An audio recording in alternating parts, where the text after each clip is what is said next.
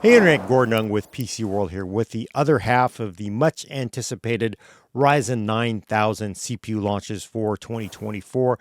And that is, of course, the 16 core Ryzen 9 9950X and the 12 core Ryzen 9 9000X. And yes, if you've been following the reviews of the Ryzen 7 and the Ryzen 5, you know this has not been as smooth of a review cycle as people would have hoped.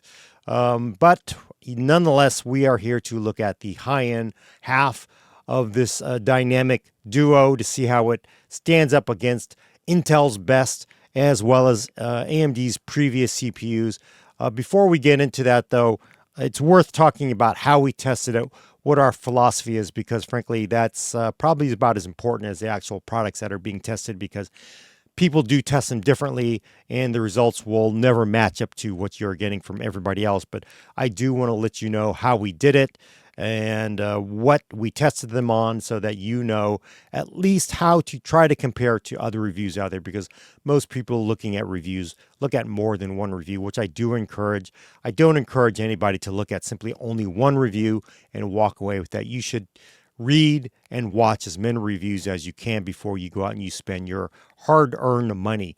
But first, shout out to Adam Patrick Murray, who did the bulk of the testing on these CPUs, as well as Will Smith. And ideally, you might want to have one person do all the testing, but sometimes that doesn't happen because we're all human. There are vacations that come up. People have to take time off. There's also other things that have to be reviewed.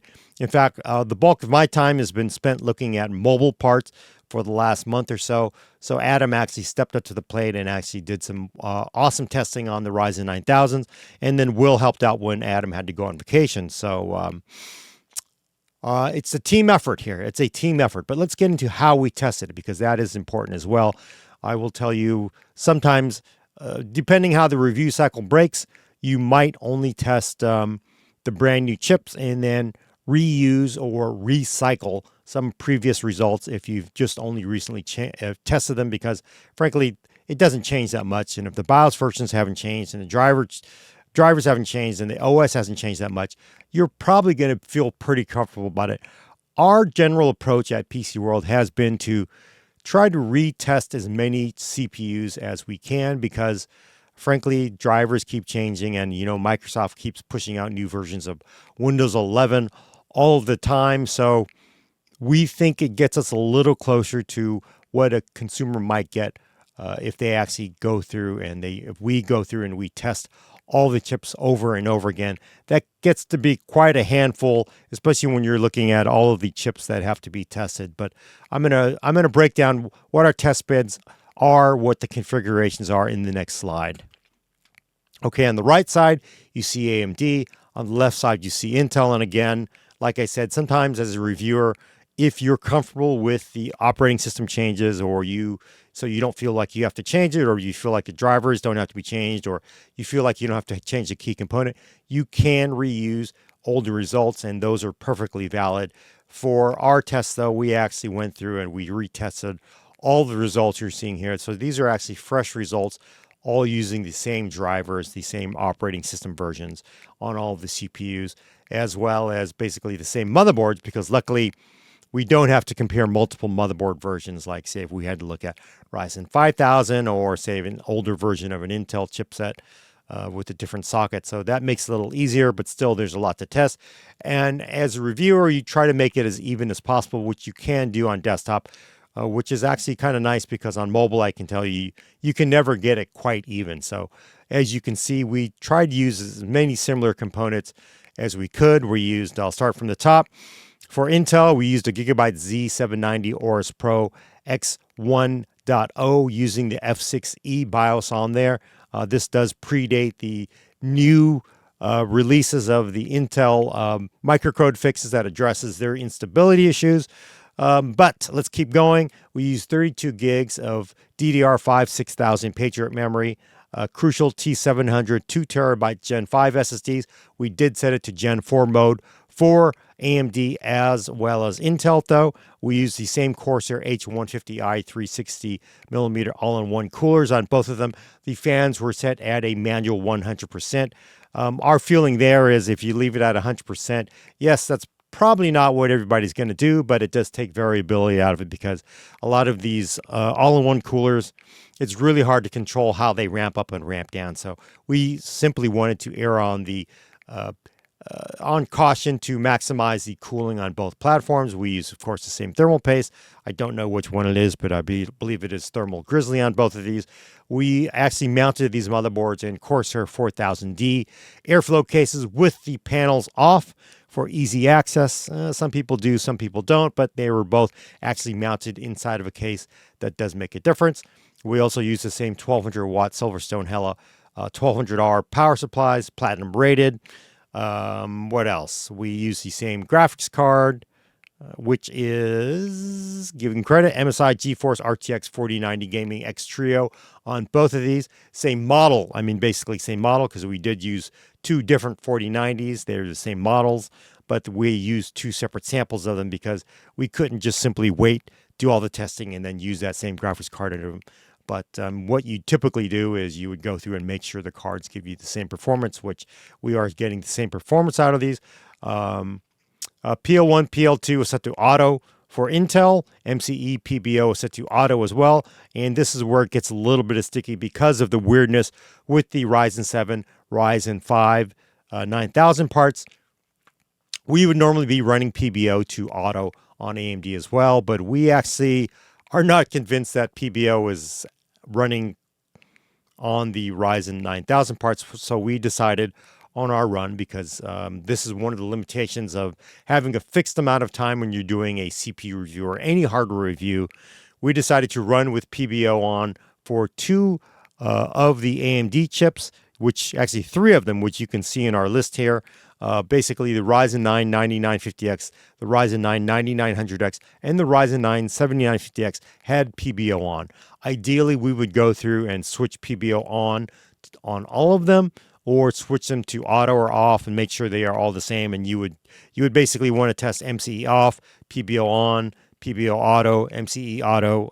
But again, you can see the problem there is you just simply don't have the time to do all of the testing there. But to try to get these chips to function where we expect them to, we actually decided to take the course with our limited time to run PBO on those three chips set to on. So that's, we are noting that we will come back and hopefully test them with PBO auto as well to compare so you can get a better idea of how everything is running. But the way everything seems to be breaking out, we probably will end up having to retest a lot of these chips anyway.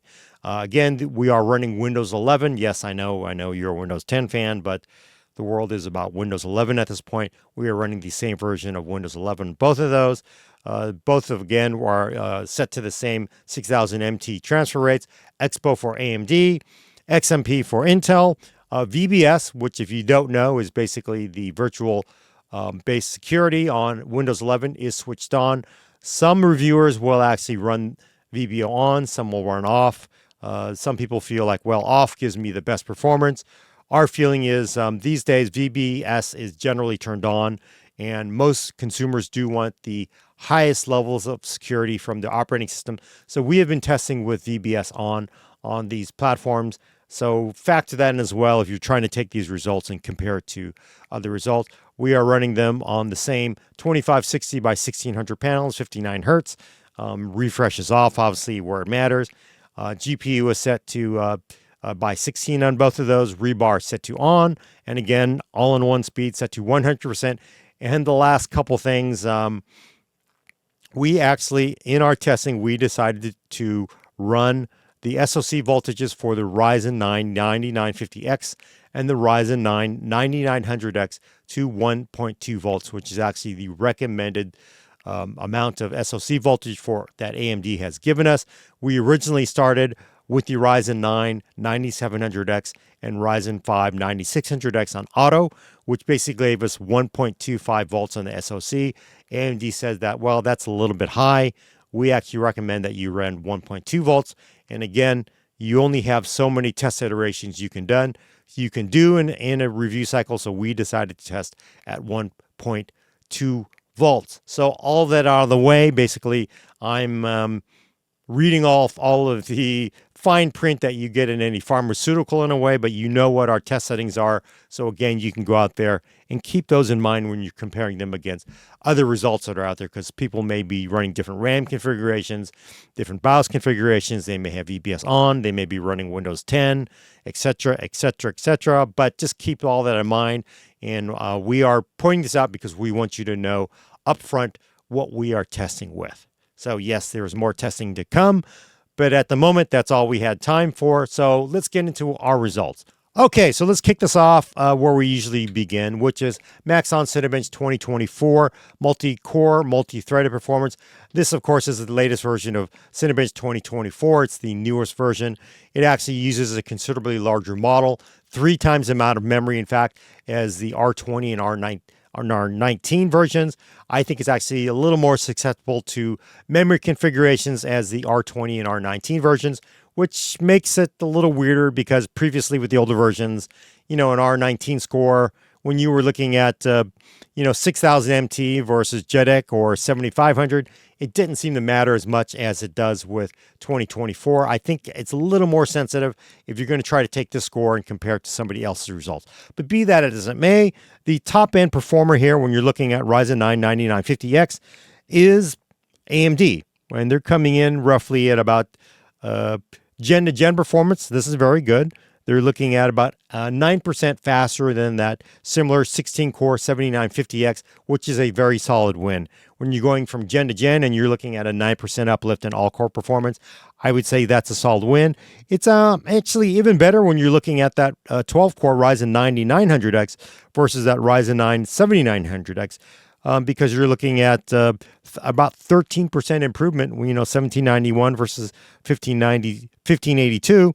That is, again, a very healthy uplift when you're looking at similar core count, similar thread count, but you're basically looking at micro-architecture changes to give them that boost. So they are looking pretty good there. But, of course, what AMD really cares about is against Team Blue, and it does look like AMD has a bit of advantage, not huge, but they're looking at about 6 to 7% advantage for the Ryzen 9 9950X over the mighty Core i9 14900K. And that is pretty good because you're looking at 16 cores, 32 threads versus 8 performance cores, 16 efficiency cores, and 32 threads out of that Core i9 14900K. Yet AMD is still outperforming its Intel counterpart, which in the world of marketing is the only thing that matters because consumers really only look at the bar that is bigger. But, the thing is Intel can come back and say is we still do give you really good bang for the buck. And if you're looking at that Core i7 14700K, you're getting 8 performance cores, 12 efficiency cores, and 28 threads. And it actually has a bit of a lead over that Ryzen 9 9900X, even though that is AMD's best and brightest 12-core. But, simply sometimes more threads matter in a multi-threaded benchmark, and you're looking at about 6% advantage for that Core i7 over that 9900X. So Intel still does have some better messaging because they are giving you more cores down low when you're looking at Core i7. And frankly, if you're looking at, Core i5 and Ryzen 5, Ryzen 7, Core i7, Intel does give you a very compelling message if you're looking for multi-threaded performance. The world is not only locked in on multi-threaded performance, so let's look at Maxon Cinebench 2024 single-threaded performance. This does matter because, again, as much as CPU vendors like to sell you on more cores matter, all these cores matter, and a lot of reviewers, frankly, get hooked into it. We all get excited about it because we do like to see more performance and that performance given to you for the amount of cores. But frankly, most of the things in the world you're running are very lightly threaded and single-threaded. So this gives us an idea of how these chips actually perform in single-threaded performance. And winner is the Ryzen 9 9950X when you're looking at, again, versus Team Blue, 136 against 133 is not huge. Single-threaded performance is hard. Is very hard to get that uplift on, but still they are the bigger bar. And again, that is what matters when you're marketing to consumers, even though it is by a very, very small margin. You're looking at basically margin of error, practically 2% advantage for the Ryzen 9 over the Core i9. But again, you can still market we're faster, and that's what matters to consumer. So that's what does matter to the chip companies. And when we look at a 12 core part, we're looking at the Ryzen 9 9900X. That's 12 cores. But the nice thing about looking at single threaded performance is it doesn't matter that you have a core disparity. Again, Intel does give you simply more cores in its lower end chips, right? And the Core i9 gives you more, the Core i7 gives you more, the Core i5 gives you more. But looking at single threaded performance, that matters. And the winner is the Ryzen 9 9900X. You're looking at single threaded performance at 134 versus 126. So that's pretty decent, right? I would say. And also, let's look at it from generation to generation, because that's what also matters, because there are 7,000 parts out there. You're going to want to see how it compares. And the Ryzen 9 9950X is about giving you roughly 12% advantage over the Ryzen 9 7950X. Again, that is a very, very solid win. It is hard to get single-threaded performance uplift, and to be able to get a 12% advantage over your previous 7,000 part is very good. And looking at Ryzen 9 9900X, you're looking at a 12.6% advantage over the Ryzen 9 7900X. So again, those are both very, very solid wins. And again, I do want to say, this is what all CPU makers say, it is hard to get single-threaded performance increases, and they're giving you a very solid single-threaded performance against those older parts, which you got to give them credit for.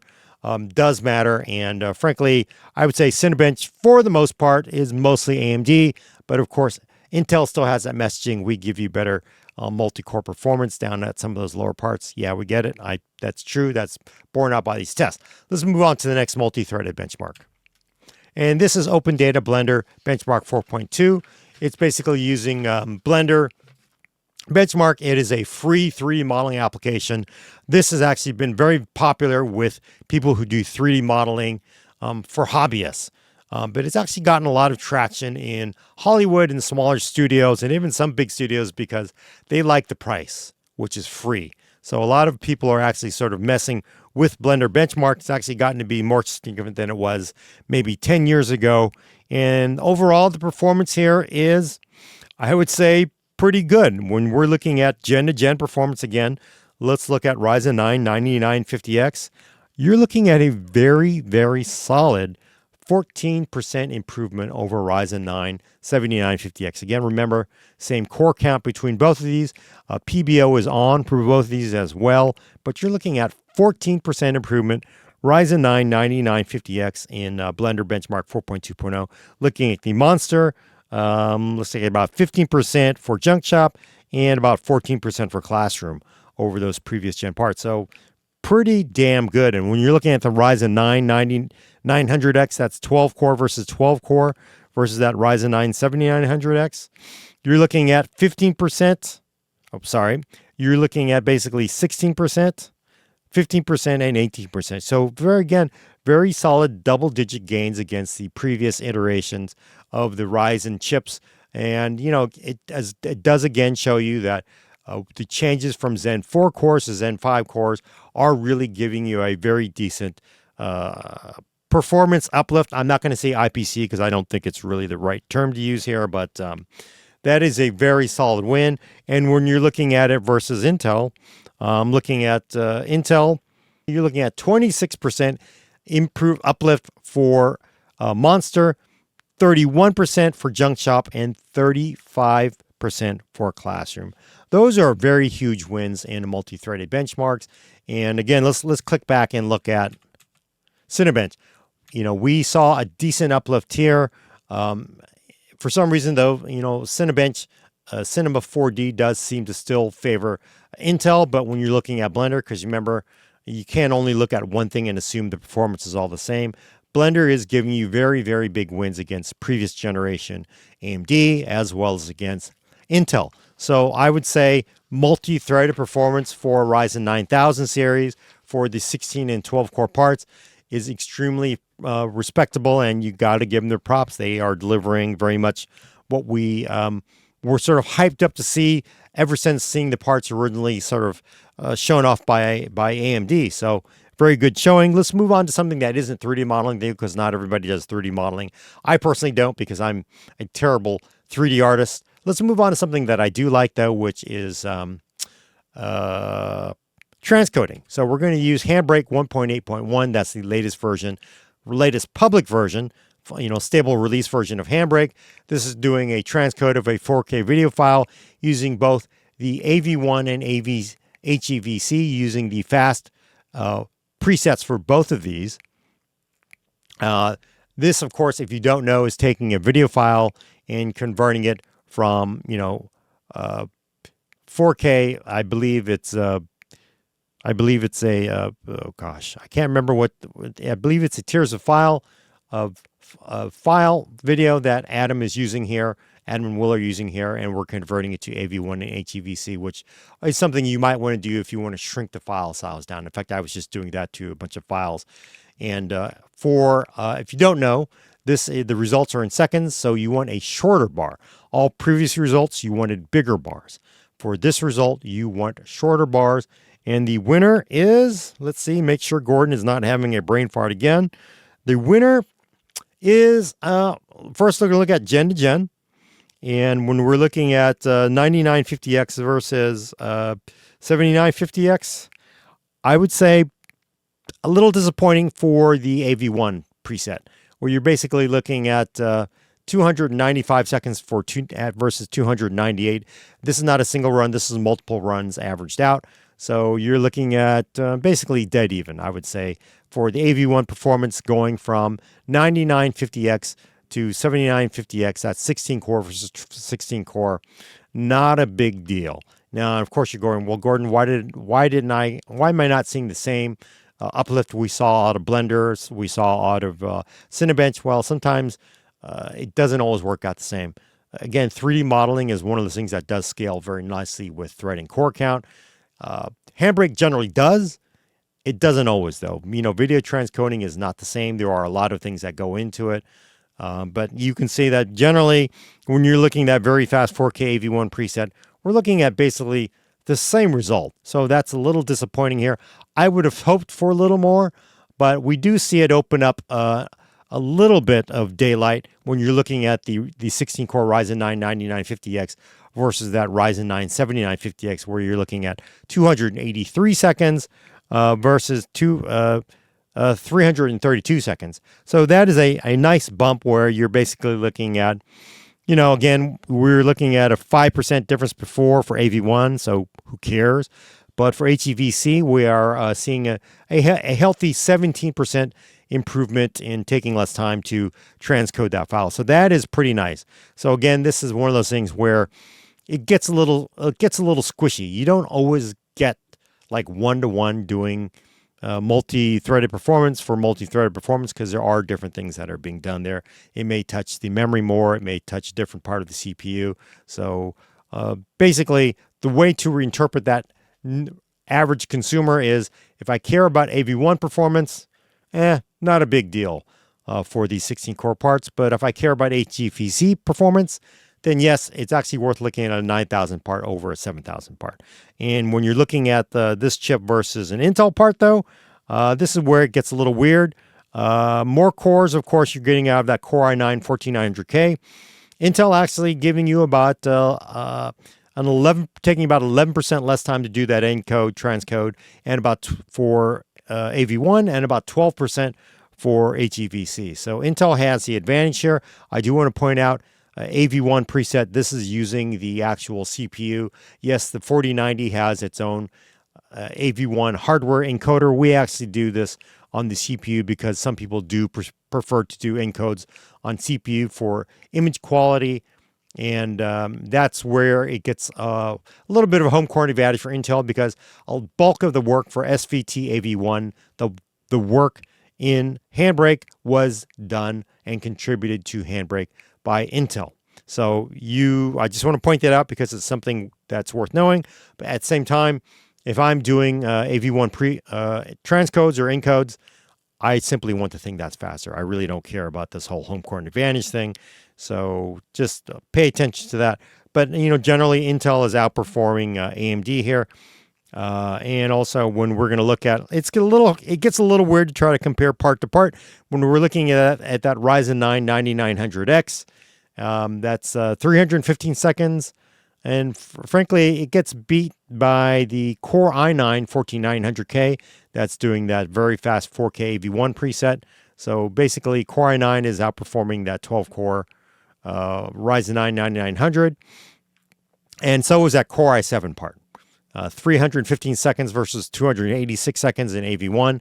And you're looking at 347 seconds for Ryzen 9 9900X versus 354. And actually, I would call that dead even. Brain fart there, Gordon. But I would call that dead even. But, you are looking at a Ryzen 9 versus a Core i7. So you would have, a lot of consumers would go like, why isn't the Ryzen 9 outperforming that Core i7? Well, for the HEVC preset here, we actually see it basically not that much faster and a little bit slower for that AV1 preset. So I would say this is a little bit of a mixed result here for that Ryzen 9 9900X. But again, if you're a consumer and you're looking for the chip that's faster, pick the one that's best for your needs. You really shouldn't worry about whatever team you want to buy, but you do factor that into your choice and whatever prices that you're going to be looking at on other builds.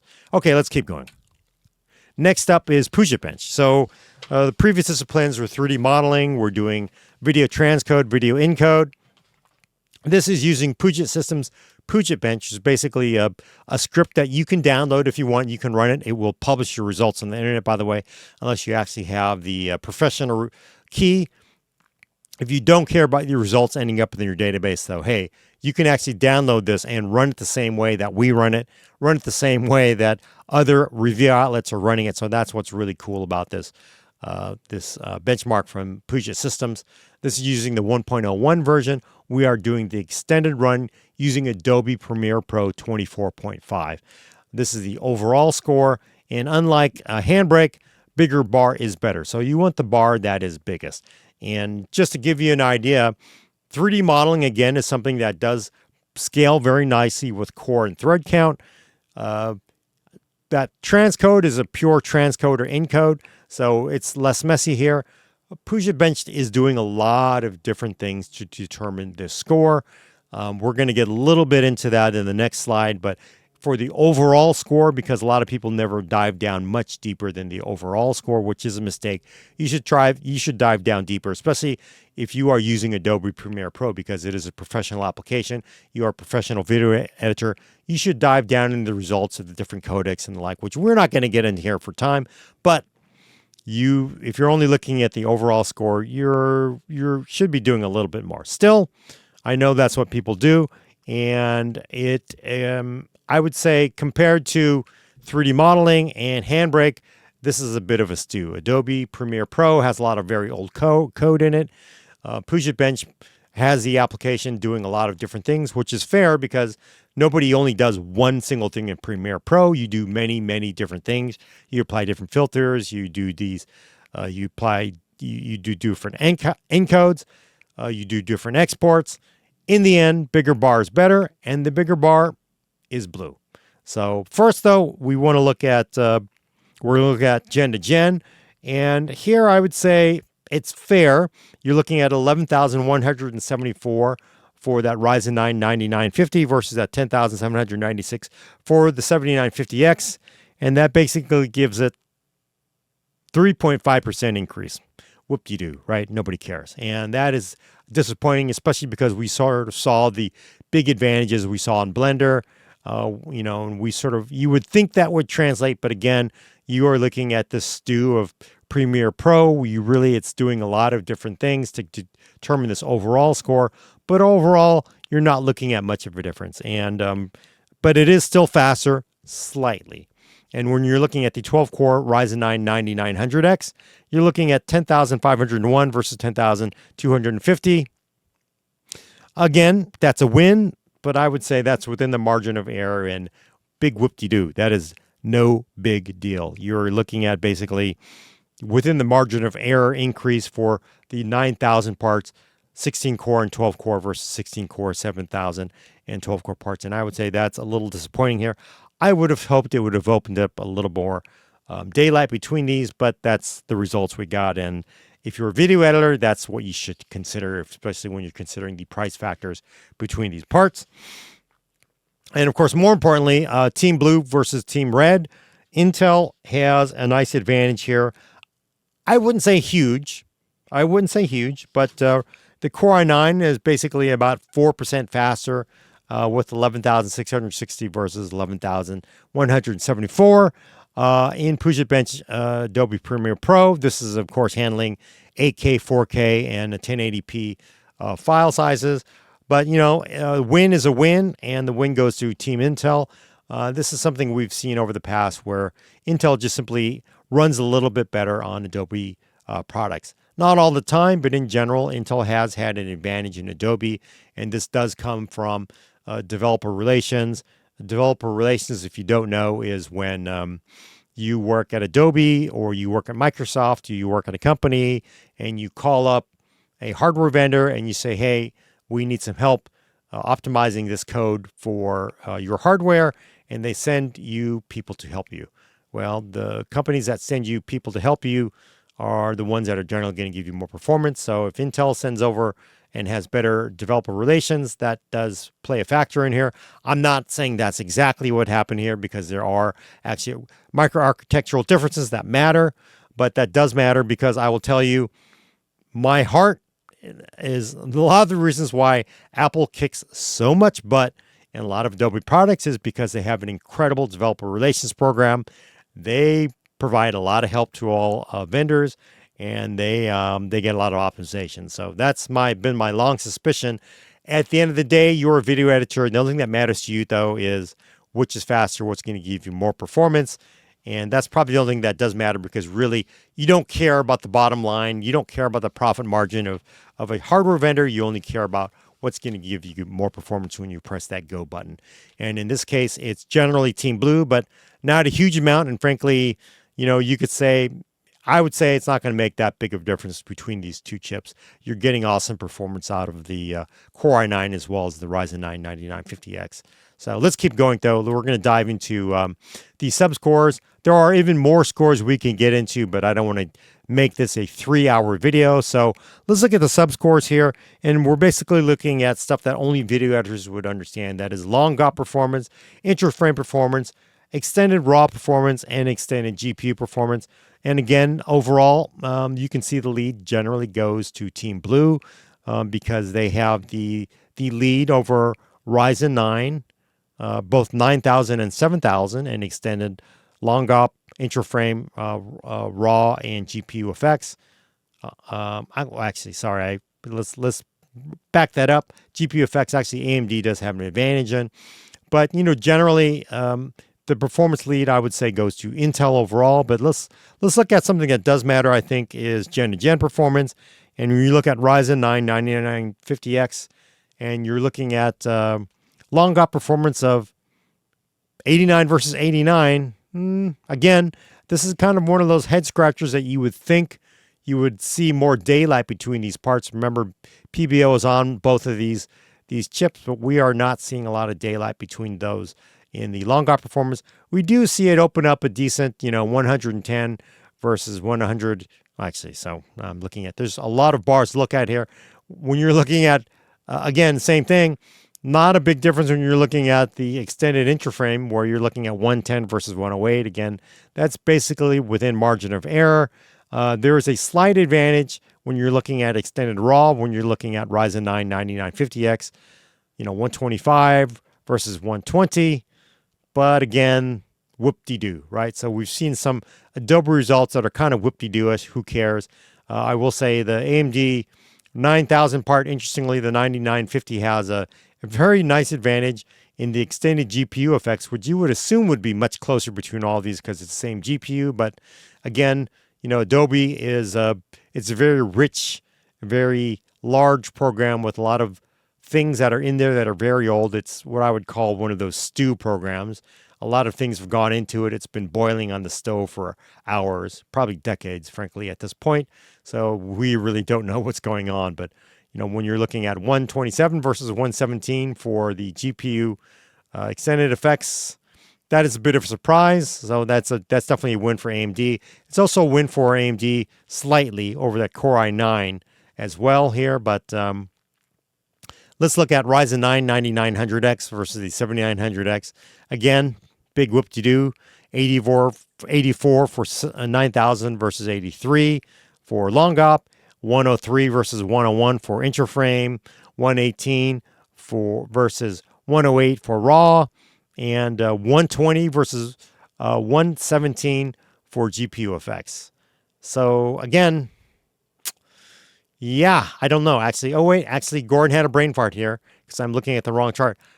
We're looking at 84 versus 83, 103 versus 101, and 118 versus 113, and 120 versus 117. So again, not huge uplifts between the Ryzen 9 9900X and the Ryzen 9 7900X. And you could say that's a little bit of a disappointment, especially when we saw the lightly threaded performance in Cinebench. We saw the all-core performance in both Cinebench and Blender pay off really nice dividends, but we're just simply not seeing it pay off in Premiere Pro here. So there could be a lot of reasons for that. But again, pick your poison based on your needs, not how you feel that the company's going to feel. So in the end here, I'm going to say meh for the parts in Adobe Premiere. Okay, let's move on to the next big up-and-coming video editor. Again, I pick on Adobe a lot because they have a lot of code that is very old. There's a lot of ancient things that you still find in Adobe products.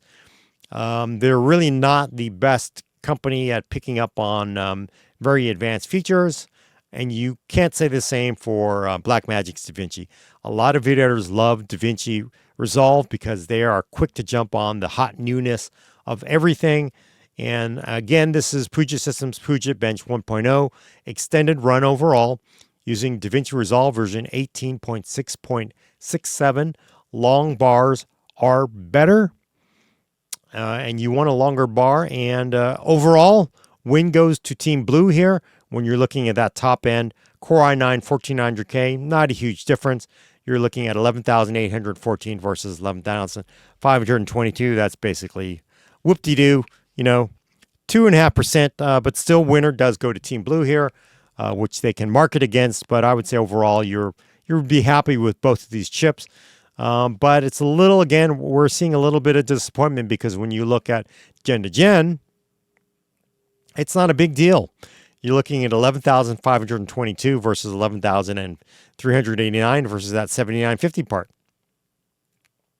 Who cares, right? And when you're looking at 9900X, although, yes, we do have PBO on, versus that 7900X that has PBO set to auto, but you're looking at 10,838 versus 10,795. So again, the parts are clocking in at almost the same performance between both of these. It's just a little bit of a head scratcher. You would think we'd see more show up here, but again, we're just simply not. We're not seeing it show up in DaVinci Resolve. We're not seeing it in Premiere. So if you're a video editor, you probably can't lose with any of these chips at all. So pick your chip based on what you do, and possibly maybe some other applications that are built around here, because I won't say any of these is a knockout at all. Generally, Intel has a lead, but I would say definitely not a big knockout. Let's get into a massive list of results here, because again, these scores are not built on one single action. It is actually built on multiple tests. So let's look at it. Puget Bench 1.01 extended subscores. These are basically similar to what you saw in the subscores for Premiere. So extended long op, extended Intraframe, extended raw, extended GPU effects, extended fusion, extended AI. And when we're looking at long op 101 versus, let's make sure Gordon does not mess this up again, versus 110 for that Core i9. So, that's a solid win for Intel, where you're looking at 9%, 10% performance advantage for that Core i9. In long op performance, you're looking at basically dead even in the intraframe performance between the Ryzen 9, the top end Ryzen 9 9950X and that Core i9, 105 versus 106. That's dead even again. And then when you're looking at the extended raw, 112 versus 110, again, margin of error. And when you're looking at GPU effects, this is what I would have expected, because again, you're running the same GPUs between all these with the same driver. 139 versus 139.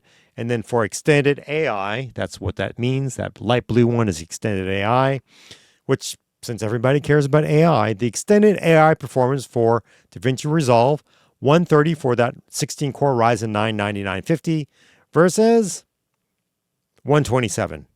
Big whoop-de-doo, right? So basically, you can't lose with a Core i9 1400K or a Ryzen 9 9950X if you're a DaVinci Resolve driver. So both between both of these.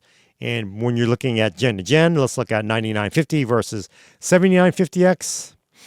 Again, not a big deal. I would say there's a nice lead for intra-frame performance where you're looking at 105 versus 99.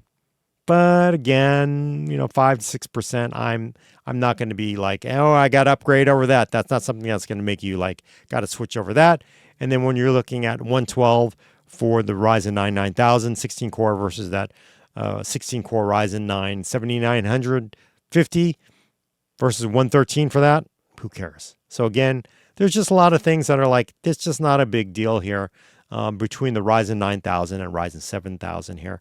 We're just not seeing an uplift that you would think you would see considering some of the other performance cores. But again, this is a video editor. This is based on a lot of different things that they are testing in Puget Bench. So, pick your part depending on what wins for you. And let's do a quick spot check on that Ryzen 9 7900X versus 7900X. 99 versus 99. 88 versus 85, 100 versus 100, 138 versus 138, 106 versus 108, and 126 versus 123. Basically, I wouldn't care about this. This is not a big deal to me. I would say you would be perfectly fine with the 7900X as well versus that 9900X. So just keep that in mind. Okay, let's move on to something a little more relatable. Video editing is awesome, and I appreciate everything that Adam, Willis, and Alex can do, but a lot of people are not video editors. It takes a lot of skill. Anybody can drive Photoshop, though. Even Gordon can drive Photoshop, although that's not really true. I can't drive it like a true artist. But Adobe Photoshop is a very, very popular application. This is, again, using Puget Systems Puget Bench. It drives Photoshop through a whole bunch of different actions and different things to test out Photoshop performance, and it spits out a score at the end. Bigger bar is better here again. And when you're looking at Team Blue versus Team Red, very nice win here for AMD, especially after the last couple of results. 10,936 versus 10,049. It's a very solid 8 to 9% advantage for Ryzen 9 9950X over that Core i9 1400K, and that's something that is decent, very decent. And when you're looking at it gen to gen, Ryzen 9 9950X versus Ryzen 9 7950X, that's 10,900 versus 10,300. So you're looking at 5 to 6% performance advantage. So that's a nice uplift. You would think you get a little bit more, but Adobe Photoshop is not heavily multi-threaded, so I wouldn't have expected huge wins. And then when you're looking at that Ryzen 9 9900X, let's compare that to the Intel parts though. So 10,626. That is still outperforming Core i9, which is nice because that is the top-end expensive Core i9 chip, and it is also outperforming the Core i7 14700K. So definitely you're getting a little bit of an uplift in Adobe Photoshop from both the Ryzen 9000 parts. 9000 parts, very worthy. But of course, there is that interesting result for that Ryzen 7 9700X. We do have to go through and retest our Ryzen 7 and Ryzen 5 9600X. But, they actually both have very decent improvements over Ryzen 7000, the Ryzen 7 and Ryzen 5 7000 parts. So I'd say these are not outliers. That there's just simply something in Puget Bench 1.0 Adobe Photoshop that the new Zen 5 cores have an advantage in over the Zen 4 cores and Ryzen 7000. But why the Ryzen 7 9700X is outperforming the Ryzen 9 9900 50X, I'm not really sure. Again, this is not by a lot. It's probably within the margin of error, but you would have thought it would be a little smaller. Is it perhaps something with, multi-die versus single die? We don't know. We're not going to be able to figure that out today, but let's keep going because there's a little more information here. And this is, I guess, let's just do the subscores. There's even more information you can dig up in Adobe Photoshop.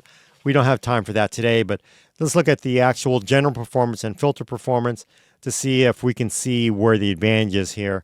And when you're looking at general performance, you're looking at 104 for the 9950X versus that Core i9 14900K with 99. So again, that's 5% general performance.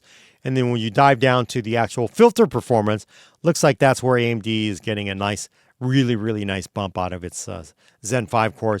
You're looking at 115 versus 102 for that Core i9. And that basically breaks down to about a 13% improvement versus for that filter performance. And that's going to tilt the scores quite a bit in AMD's favor if the filter score is just simply better. And again, we're not going to break down the individual filters, but that just means Puget Bench goes in and looks at how long it takes to run certain actions and run certain filters. And AMD has a very nice win here over Core i9 so it's Team Red over Team Blue here for Photoshop. And let's look at gen to gen. 9950X, you're looking at 104 versus 100, so about 4% improvement there. And you're looking at 115% improvement over the 115 versus 108 for the 7950. Again, that's a decent improvement, but not as huge. Clearly, Ryzen 7000, Zen 4, and Ryzen 9000 Zen 5 have an advantage in over the current Intel parts in Adobe Photoshop Puget Bench. And so consider that when you are picking your parts. Again, is it going to make a huge difference? We're not looking at knockout scores, but definitely when you're looking at 13%, it's definitely favoring AMD at this point. Okay, let's do something a little more pedestrian than Photoshop, and doesn't get any more pedestrian than Office 365. This is using UL Office Productivity. It's basically a script that runs Microsoft Office 365, Word, Excel, PowerPoint, and Outlook through different actions, and then tells you which one is going to give you better performance. And the overall performance does go to Intel when you're looking at Core i9 14900K with 9004 in yellow for overall versus that 8818 for that Ryzen 9 9950X. So overall score goes to Intel, but not a big difference when you're looking at 8800 versus 9000, but still one bar is bigger, and that's probably better if you're going to be putting that on the box to sell to people. When you actually dive into the subscores, though, in green, let's look at Word performance. Word, the Ryzen 9 9950 is actually slightly, let's call it a tie, but it's slightly outperforming the Core i9 14900K in Word. And you're looking at purple, that is Excel, that gets a little more multi-threaded than Word. You're looking at 10,081 versus that 9850, so that gives the advantage to basically AMD Zen 5 core slightly for Word and Excel, but where Intel sort of pulls back in front is a very healthy improvement in PowerPoint, where you're looking at 9364 versus 8853 for PowerPoint. That's that blue score for the Core i9 versus that 9950X. And then also they get a big win for Intel in Outlook, 6534 in orange versus 5749 for Ryzen 9 9950X. So those are enough to overall give the better performance to the Core i9 part over the Ryzen 9 9950X. But again, you're not looking at a huge difference here.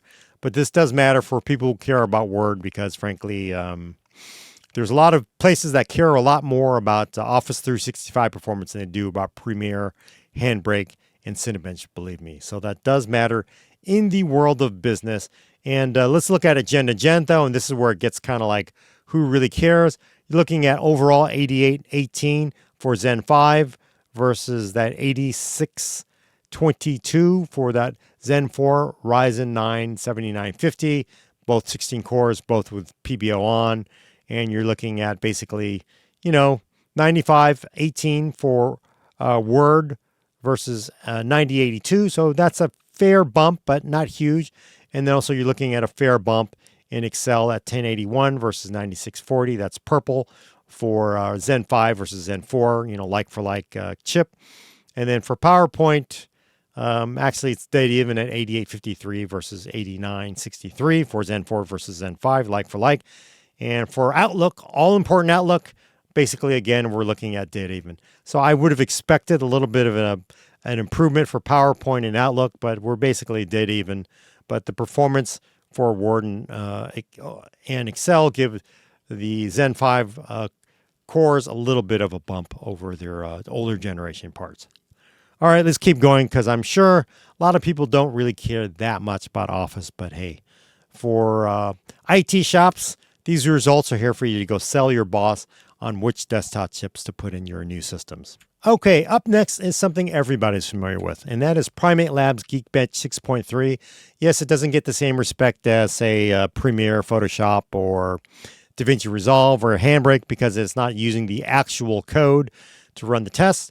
However, it is a popular benchmark because everybody can download it and run it for free. It will upload your result.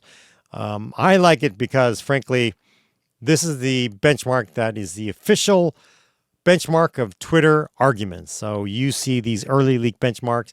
People get into Reddit, they get into Twitter, they start shouting each other. And that's why I like to run it. It's kind of fun to run. It's easy to run. You are seeing yellow in single-threaded. You're seeing green in multi-threaded. And let's look at the result. So yellow up first. Let's look at Ryzen 9 9950X versus the Core i9 1400K. Those are both of the top end parts. And basically the Ryzen 9 9950X is clocking in at a very healthy single core performance advantage of about 11% over that Core i9.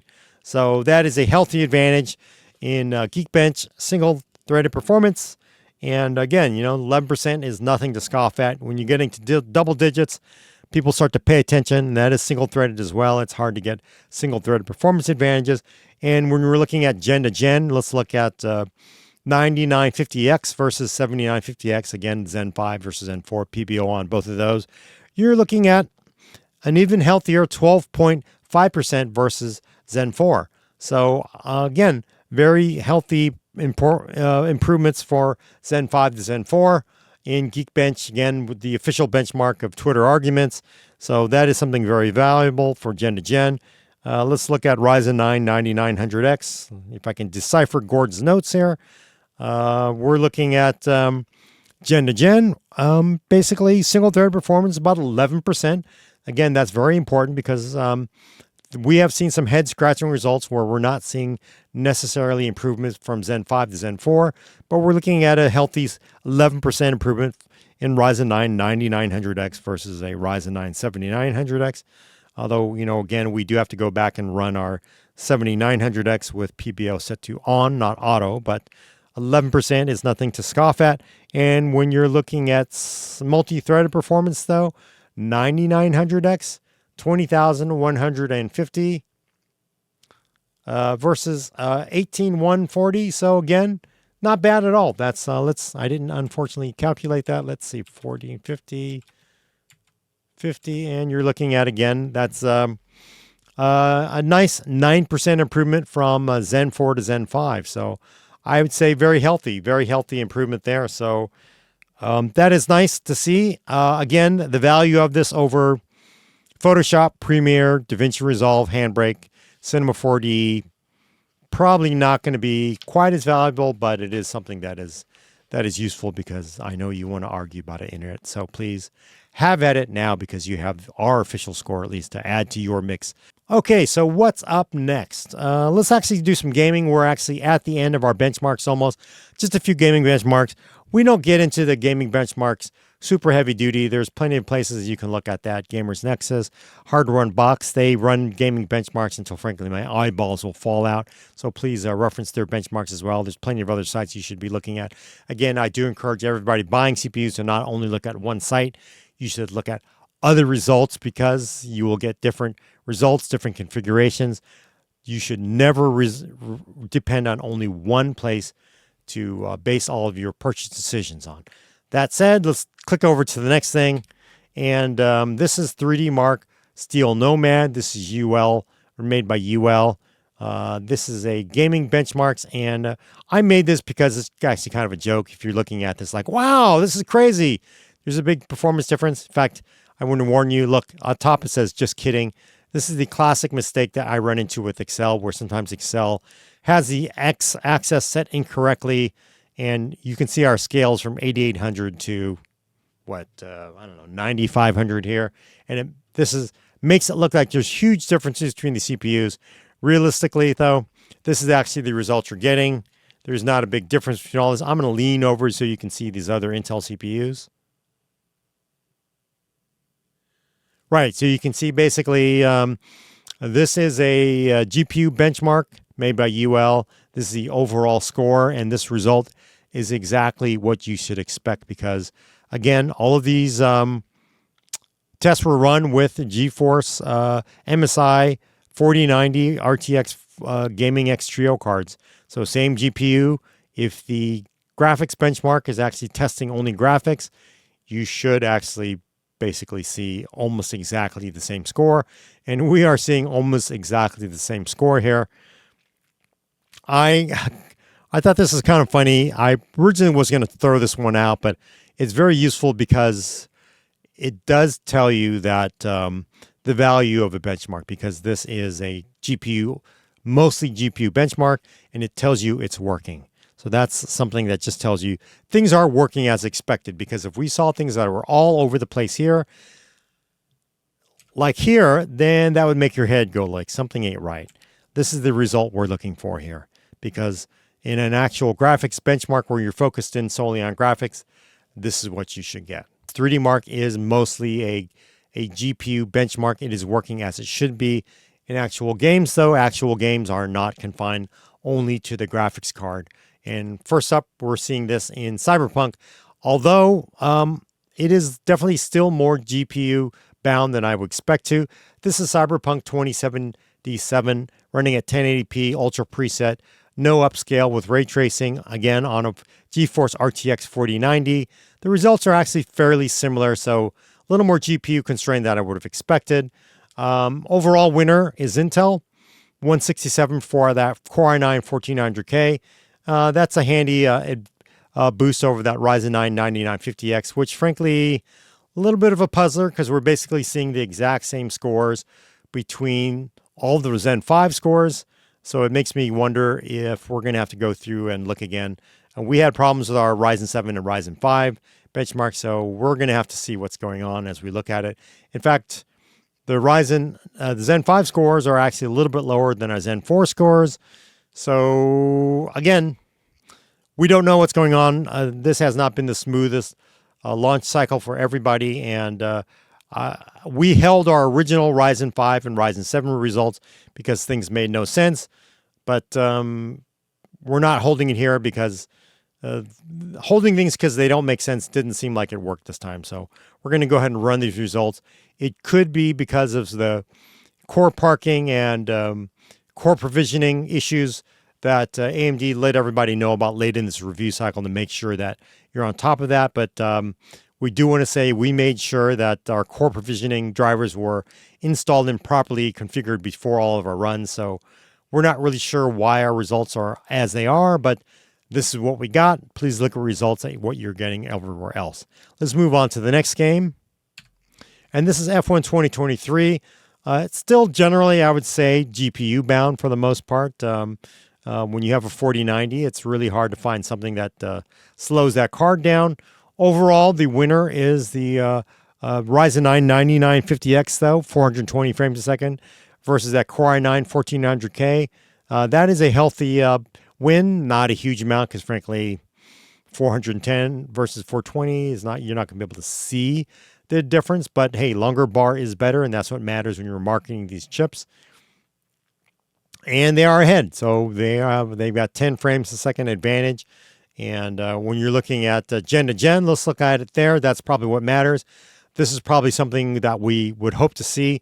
You're looking at 420 frames a second for Zen 5, 16 core versus 16 core Zen 4, which has 388. So that's a nice uplift for that, and what you would expect when you're looking at something where we were getting better performance uplift in those lightly threaded performance scores. When you're looking at 5%, yeah, not a lot, but still you want to see an improvement going from core to core, especially when we saw it in the lighter scores. We saw that in Geekbench. We saw that in Photoshop.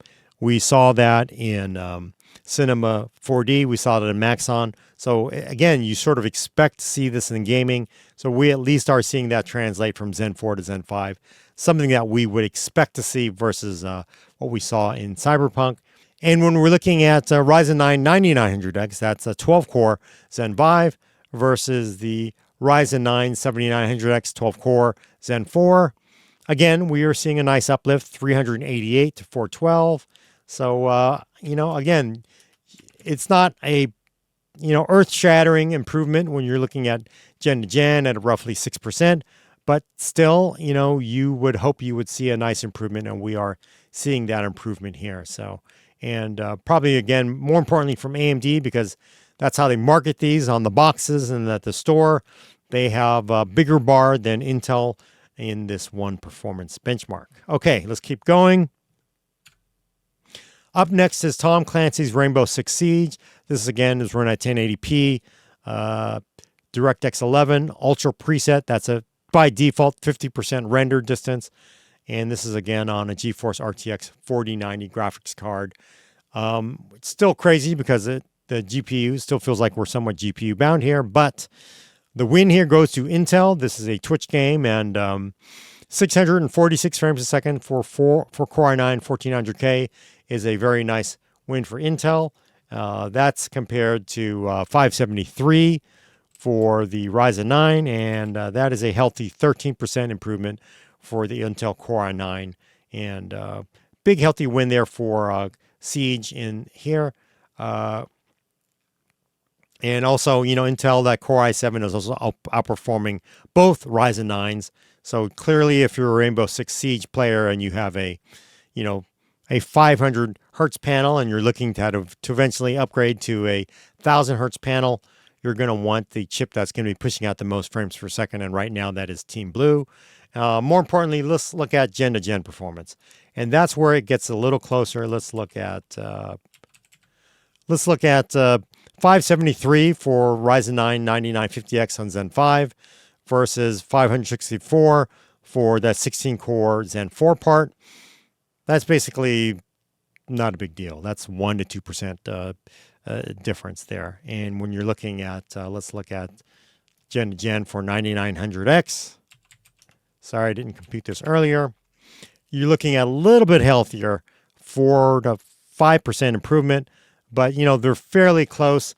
Still, the bars are trending. At least they're bigger, but you're not really getting that huge uplift that you would sort of hope to see to get out of a brand new core, especially when we saw those nice improvements out of those other lightly threaded tasks. But gaming, again, it is a different thing. It's very much like it's like a video editor. It's like Office. It's like these big, large. It's like a very, very large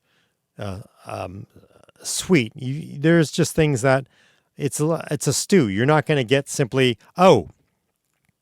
my performance in a 3D render is going to translate from 12% improvement to 10% in gaming. It never works like that.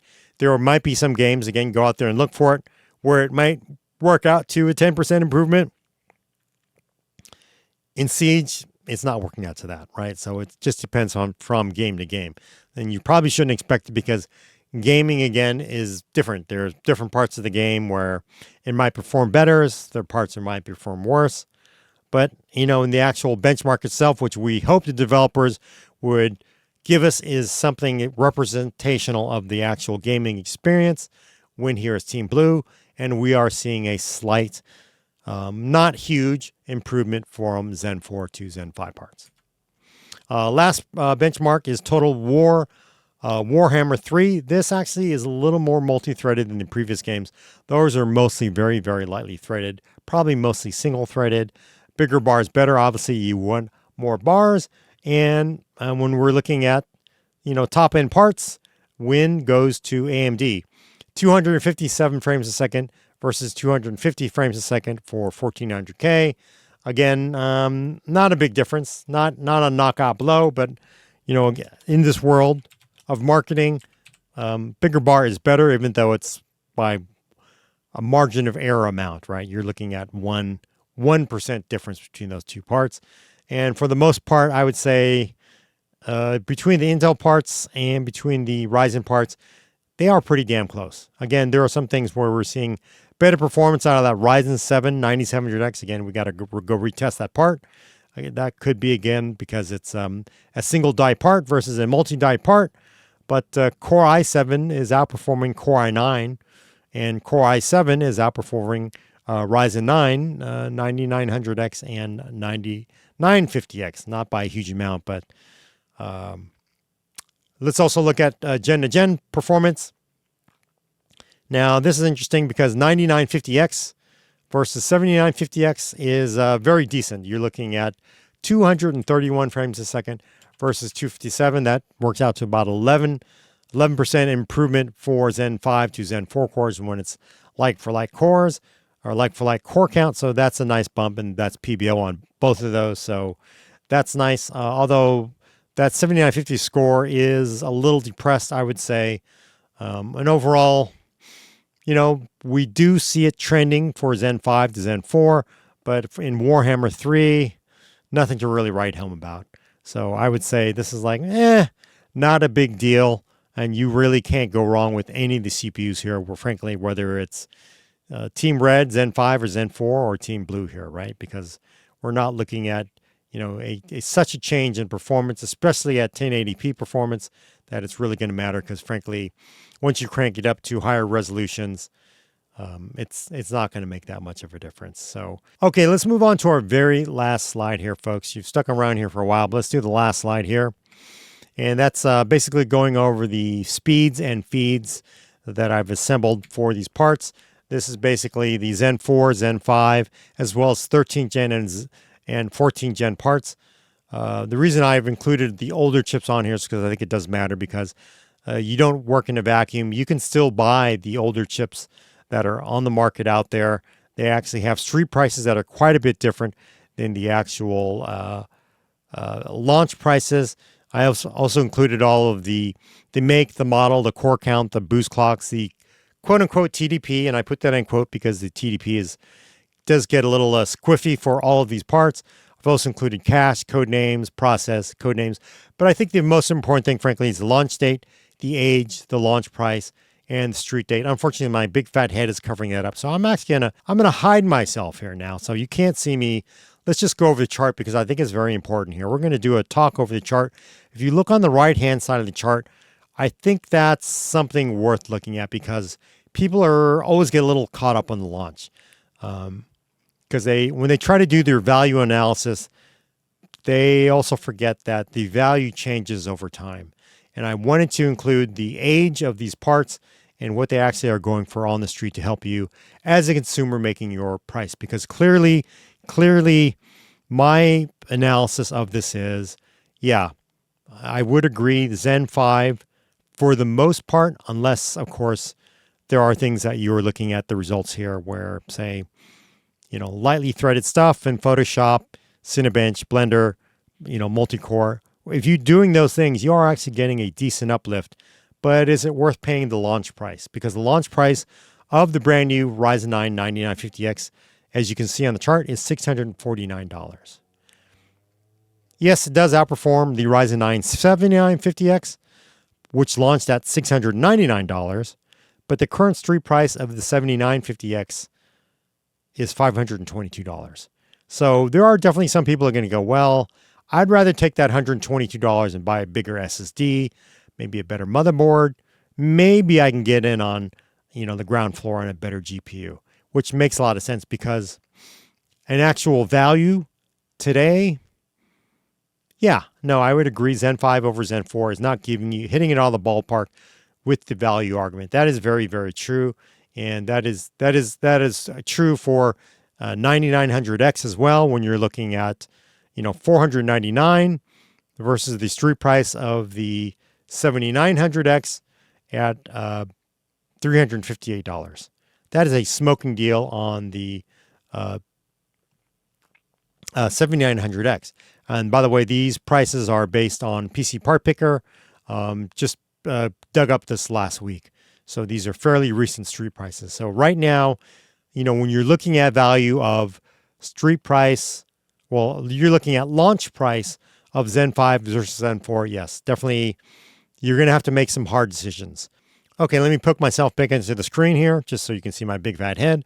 So there are some really hard choices you have to make when you're looking at the current street prices of Zen 4 versus Zen 5, because there are a lot of real savings that you will be getting out of Zen 5. Whether you're looking at a Zen 5, let's sort of erase the core count and say if you're looking at a 9950X versus a 7950X, there are some real price advantages to Zen 4 currently on the street.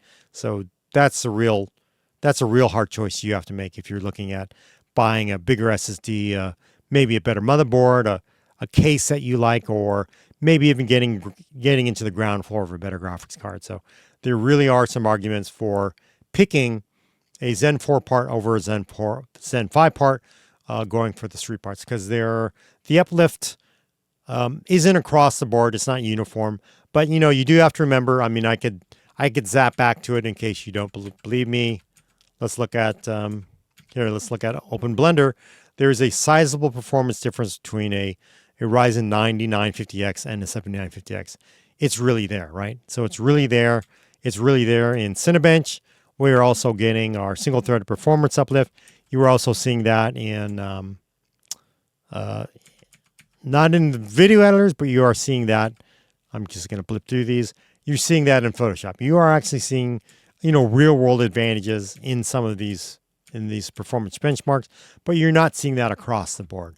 It's not a knockout punch from Zen 5 to Zen 4 in the tests that we've run. So you really have to make a hard choice between, do I want the newest core, because it is a brand new microarchitecture, it is a grounds up design, or do I want the older one? Is it something that's going to improve with time? Are we going to see Zen 5 performance improve as people maybe roll out newer, compiled versions of the applications versus Zen 4? Are we going to see a performance increase with newer UEFIs, updated motherboards? Is this new chipset going to bring us something new? I don't know. And that is going to be the hard part, because oftentimes people like to buy the newest thing because that does get you into the ground floor if things improve. Of course, the problem is we don't know if there will be an improvement from newer UEFIs, newer chipsets, and newer application compiles. We just don't know that. So that makes it very hard to compare. And that does make it a tough road for Zen 5 versus Zen 4. But you do have, let's not make it up. There are, real decent performance improvements for Zen 5 over Zen 4 in some applications. And some, there's just simply some things where it doesn't matter.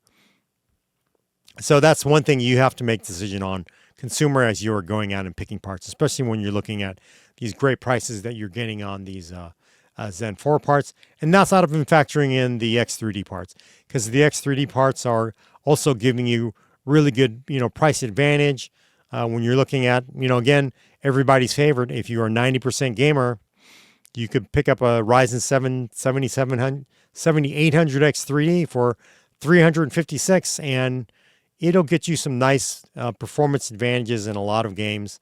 Not all of them, not guaranteed, but it'll give you a nice advantage in a lot of games for not a lot of money. $356 is not a lot of money. So you're going to really have to weigh it very carefully between Zen 5 versus Zen 4 parts. You'll have to make that deciding on your build configuration, what you want to pick. But the one thing I do want to say is, the thing that does matter is, and the reason why I wanted to put in that age column, is you do have to remember there is an age difference. These are the actual launch prices. Please do not lose sight of this. These are the brand new launch prices of the Zen 5 cores and the Ryzen 9000 series. So launch price is not street price 2 years from now.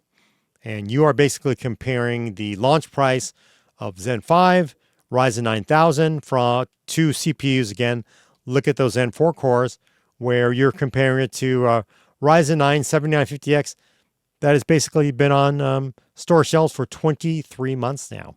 When you're looking at the Ryzen 9 7950X 3D part, it's been on the shelf for 18 months now.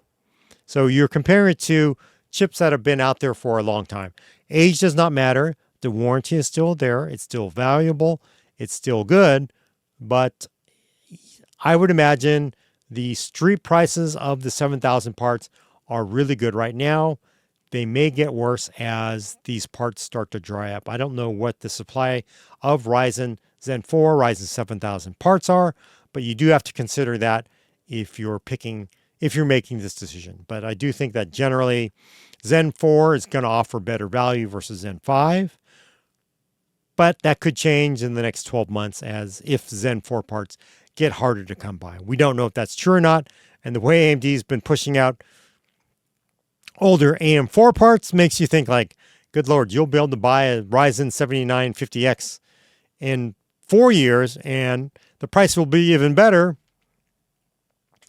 and it'll be easy to come by. So that's something you need to consider when you're looking at price to performance value. But yes,